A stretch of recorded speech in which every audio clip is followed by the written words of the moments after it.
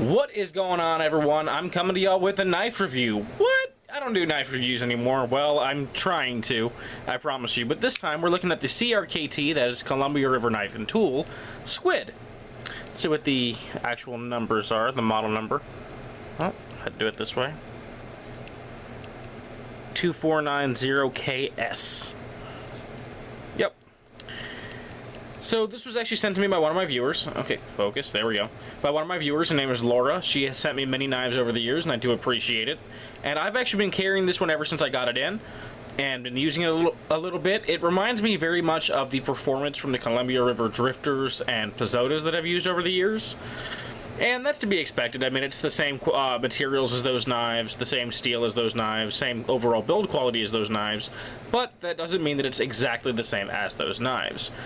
I know that I used to have a specific order in which I would give you the specs, but I'm actually going to get that all out of the way right now because I feel like for the most part it is uninteresting, and if you were here to see specs you would just go to the manufacturer's website like I did. So let's go ahead and read this off. We have a 2.156 inch blade made of 8CR13 MOV. This is the black stonewash finish. They do a standard stonewash finish as well. Blade thickness is 0.110 inches, which is 2.79 millimeters. Closed length is 3.476 inches, or 88.29 millimeters. Sorry, by the way, the blade length would be 54.76 millimeters. A 3.5 ounce carry weight, so somewhat heavy for a knife this size. A frame lock design, and an overall length of 5.71 inches, or 145.03 millimeters. There's your specs. If that's all you care about, you can go ahead and click away. If you want to hear about how it performs, stick around. So, having carried several CRKT knives of 8CR13 MOV, I have a lot of experience with the steel. And that is that I can tell you that CRKT's 8CR13 MOV, just like San Renmu, just like Spyderco, just like the birds that still use it, apparently some of the birds have switched over to BD1. That'll be worth looking into. And just like the Kershaws that use 8CR13 MOV, the blade steel is perfectly adequate for average everyday carry tasks. It takes a very, very sharp edge. It holds it reasonably well. I'm not going to tell you that it holds an edge as well as 154CM or S30V or whatever the new steels are, S35VN and so on and so forth. I'm extremely out of the loop on what is considered a super steel these days. But I can tell you that for the average person, the average Joe, this is fine. This is completely fine, no matter what you're doing with it in terms of everyday use. If your everyday use is opening up packages, cutting your food, breaking down cardboard boxes, this is completely adequate as a blade steel. You do not need more than this as a blade steel for average everyday carry use. I've always said that, and I will stand by it. Would you like a better steel? Sure. But when you go to a better steel, you're going to pay more than the $20 price tag this knife comes in at. What I can tell you about it is it takes a very sharp edge. It sharpens extremely well. It holds it for a reasonable amount of time. I'd say you probably get a few weeks to a month worth of use out of it before you have to sharpen it up again, which I think is perfectly fair. It slices extremely well due to this beautiful hollow grind on the blade. I've always been a sucker for hollow ground blades over flat ground blades. Not that I have a problem with a full flat grind, but I think if you're not going FFG, you should have a nice high hollow grind. I find that hollow ground blades are superior slicers to flat ground blades. You can disagree with me if you want, but that has been my experience. The blade has performed admirably, is what I'm trying to say. And with the stonewash finish that they have on this, it resists rust beautifully. You can see there is no rust forming on my knife, and I live up in northeast Texas, not all that far away from Louisiana, so not all that far off from swampland, and it has held up to the humidity here quite favorably. The thumb studs on the knife are pretty standard stuff, pretty typical generic design, but they do give you a good amount of grip and purchase on the stud to get a fast deployment, even though I just slipped off there because I had to embarrass myself that way. Deployment speed, by the way, is nice and fast, and the lockup is solid. No blade play up and down. Side to side, there is a hair, and I'm doing a tiny hair play side to side on this knife right now. Nothing I couldn't adjust on the pivot point. One issue I want to talk about is the solid steel handle. A lot of people are not a big fan of solid steel handled knives because they are hot in the summer, they are warm in the winter. Sorry, they are hot in the summer, they are cold in the winter, and they are just not favorable or not preferable with weather changes, and that does hold up here. The steel handle will get cold in the winter, it will get hot in the summer, it has very little traction, so it will get slippery if your hands are wet or covered in grime.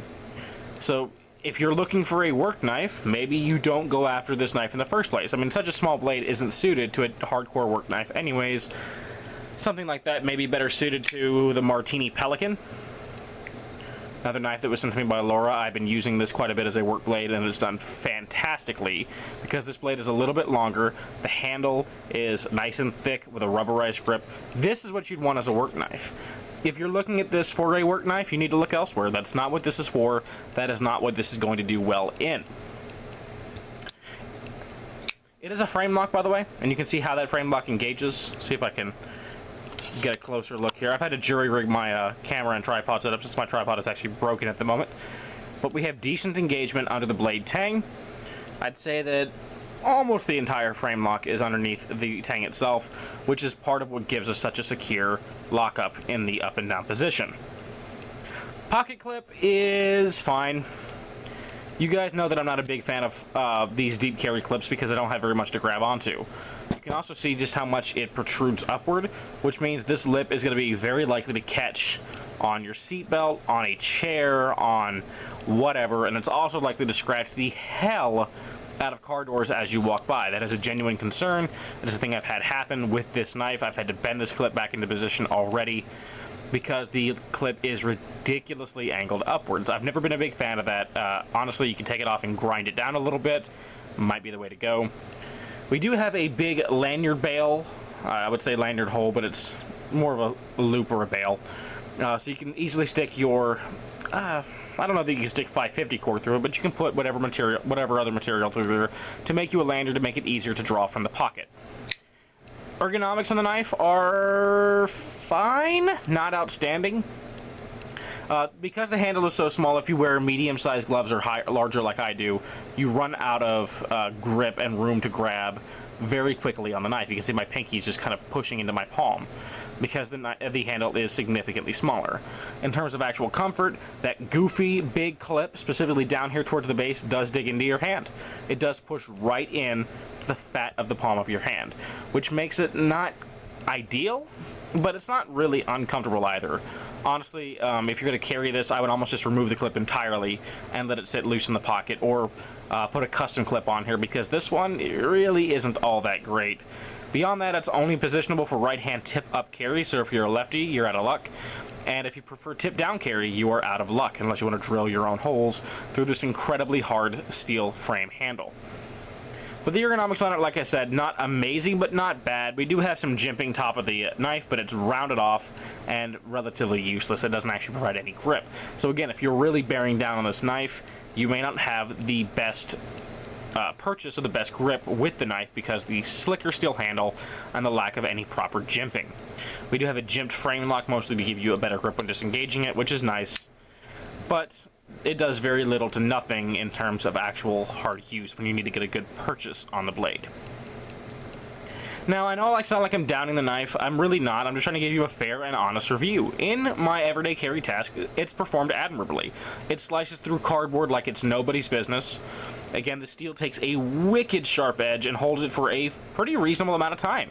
At least I feel. I do love the blade design. We have an adequate belly for slicing tasks. Not a great penetrative tip though, so if you're looking to pierce through clamshell packaging, you may be better suited to a clip point type blade rather than this. I think it would technically be a drop point. Pretty sure you classify that as a drop point blade. But not every knife is going to fill every role and serve every task perfectly. If you're looking for an average everyday carry blade, that is what this is. Completely and utterly average, not going to blow your mind, but not really going to disappoint either. For the $20 price tag, can we do better? As much as I've enjoyed carrying it, and I will still carry it, I have to be honest with you, yes, you can do a little better at the $20 price tag. Now, I know I'm out of the loop, and a lot of the knives that I used to refer to for budget blades are no longer budget anymore. The Spyderco Persistence is no longer a $28 knife. It's now a $45 knife. And to me, that is insane, because I have carried my Persistence ever since I reviewed it way back when, 7 years ago. And would I pay $45 for it after all the use I've gotten out of it? Sure, I would, but it's not quite the same value that it used to be. So I don't feel comfortable putting the persistence against the Columbia River Knife and Tool Squid as a competitive option. I've had to Google a little bit to see what I can find of similar price points, materials, and design. What I have been able to find is the Kershaw Ember, about a $21 knife, and a lot of the same materials. It looks like we also have an HCR 13MOV blade. We have a finished or a coated blade to prevent rust. I think they use a titanium carbonitride. It's also a frame lock. I believe it's a spring-assisted knife, so that is an upside. Similar price point, similar overall design, probably a pretty good comparison. There's the Gerber kettlebell. I think that, looking at Amazon right now, it runs for about $19.60. Uses a 7CR17 MOV blade, so somewhat comparable to the 8CR13 on the Squid here. Also a steel frame lock handle. Also has a very large lanyard hole. Actually larger than the little bail we have on the Columbia River. And again, comes in for right around the same price point. What I do have to show you that are a good competitive option are the Sanrenmu 710. You guys know about this knife. You've known about it for years. It's a fantastic little blade. Also HCR 13MOV, also a hollow ground, but this one is a clip point with a very pointy tip. More than adequate for piercing through clamshell. Very functional jimping. Also, sadly, only a one-way positionable clip for right-hand tip down carry. More ergonomic in hand inherently due to the better handle design. Decent-sized lanyard hole. Also a frame lock. Comes in right around the $15 or less price point. So if you told me I had to choose between the Columbia River Squid and the Sanrenmu 710, I'd pick the 710 any day of the week. It is a better knife for the money. Another Sanrenmu option that I carry is the 763. Yet again, HCR 13MOV blade, G10 handles on this one. Very large lanyard bail.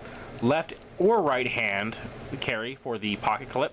Although, yet again, it's a somewhat deep carry clip. We have a little bit to grab onto, though. Axis type lock. Also a hollow ground blade. Roughly the same size as the Squid. Different blade shape, but overall similar size. You can find these, I believe, also for about $15. Now, I don't believe the G10 versions are still available. I think you had to go for an aluminum one. But even with the aluminum handle, it would be a superior knife at the price point. Also has a little cap lifter, which is kind of nice. Lock up, solid all the way around. This is a better knife than this. Does that mean the Squid is a bad knife? No. It absolutely does not. There will always be other options out there for the price point, but what it comes down to is, do you like the black stonewash blade and handle? Do you like the frame lock design? Maybe you enjoy this pocket clip, which I find, honestly, to be quite inferior. Maybe you love the blade shape. Maybe you love the ergonomics in your hand. Whatever the case may be, there's a lot of reasons to buy knives that statistically are worse than others. That on paper would be poorer performing blades. I told you right now that the Squid performed worse than the 710. Would I be lying to you? Kind of. Because they have a different blade shape and they're going to excel at different things. I personally prefer the 710 and find it to be a better buy for the money. But the blade shape on the Squid might just lend itself to your everyday carry tasks significantly more. So that has been my review on the Columbia River Knife and Tool Squid. It is a perfectly adequate knife, but by no means an outstanding knife. If you are looking for a blade this size and you like the design, you like the materials, you like the finish, it's certainly worth the money. If I had to give it a ranking of 1 out of 10, which I don't really do, I believe I used to do something similar in the description of my videos, but I would say it's a solid 6.5 out of 10. Not amazing, not bad, worth the money, absolutely, but also worth looking into your other options before making the decision. Alright, well there it is. I hope you guys have enjoyed this video. I hope you enjoy the rest of your day, and until next time, peace, and take care.